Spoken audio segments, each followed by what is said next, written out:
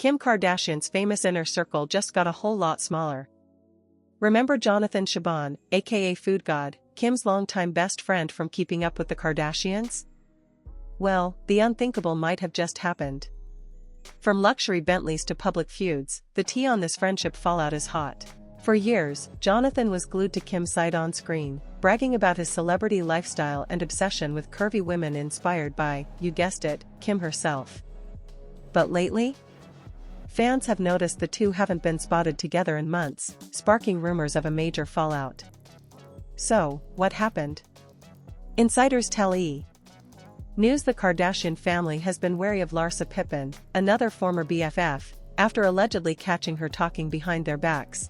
Picture this: Jonathan Foodgod Shabban, once Kim Kardashian's right-hand man, now a Hollywood cautionary tale.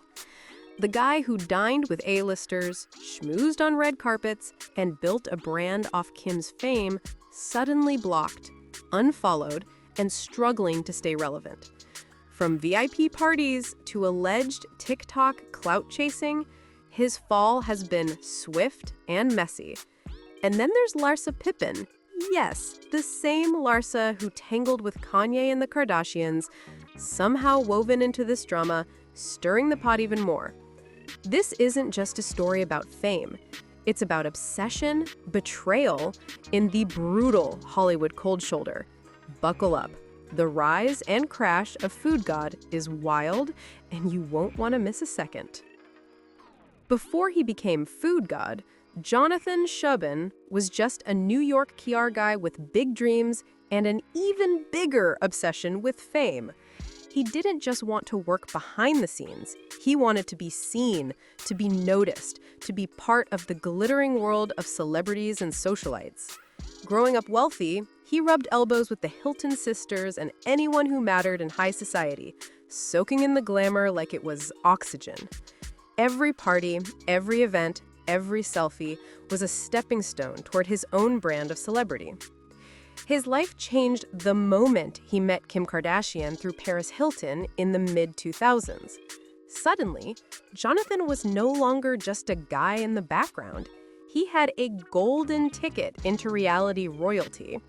He became Kim's confidant, her hype man, the one always ready with a witty comment or sassy reaction that made the cameras love him. Foodgod wasn't just a nickname.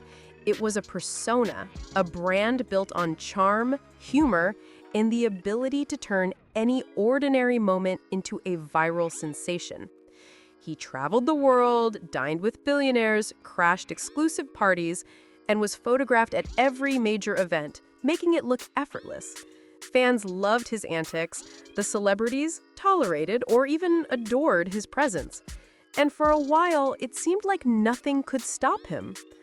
But behind the laughter and flashy lifestyle was a man desperate to stay relevant, always chasing the next big moment, the next viral clip, the next celebrity connection.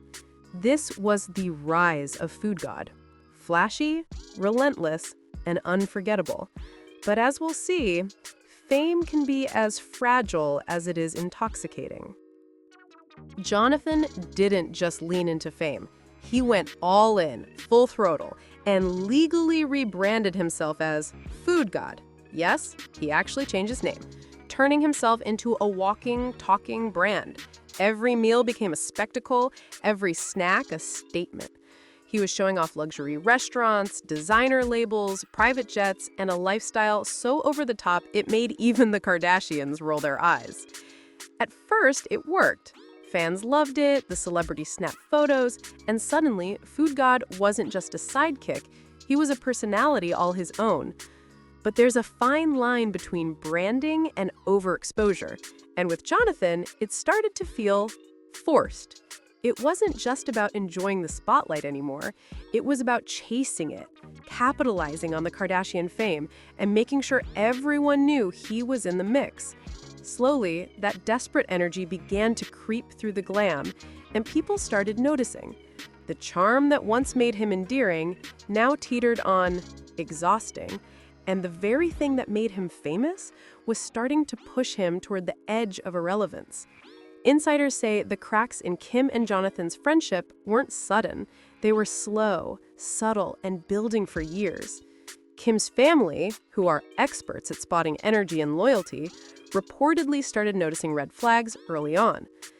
Jonathan, once the charming sidekick, allegedly began using their name to get TV gigs, promote his restaurants, and score those high-profile red carpet invites.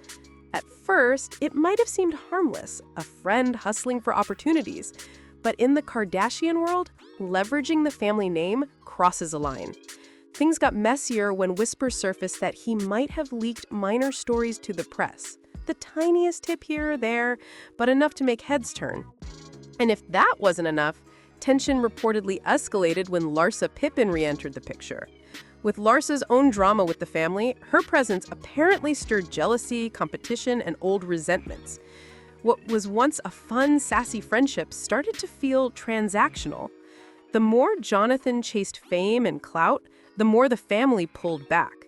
Insiders say Kim began seeing him less as a friend and more as someone trying to ride her coattails.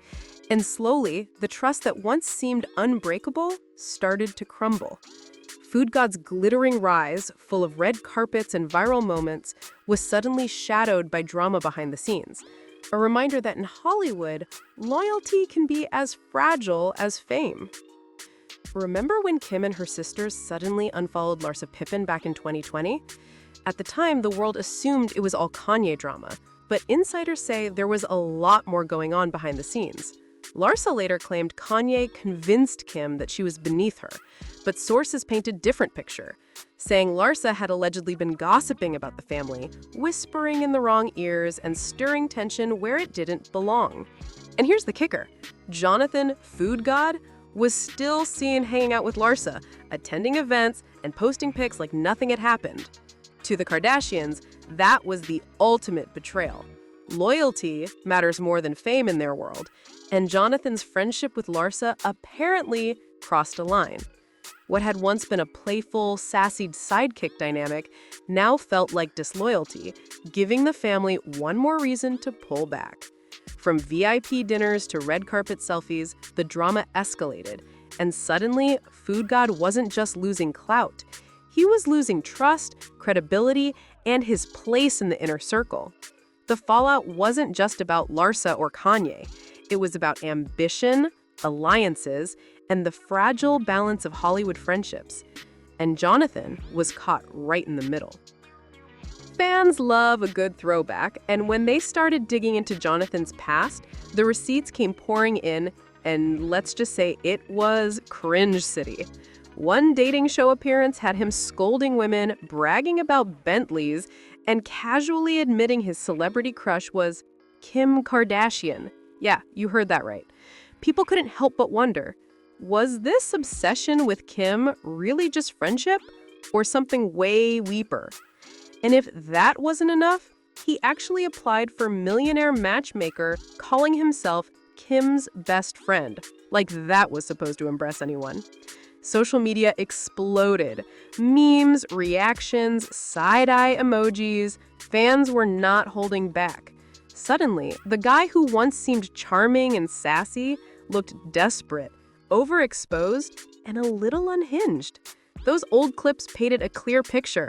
Jonathan wasn't just riding coattails. He was fully invested in branding himself off Kim. And now the world could see it in all its awkward glory.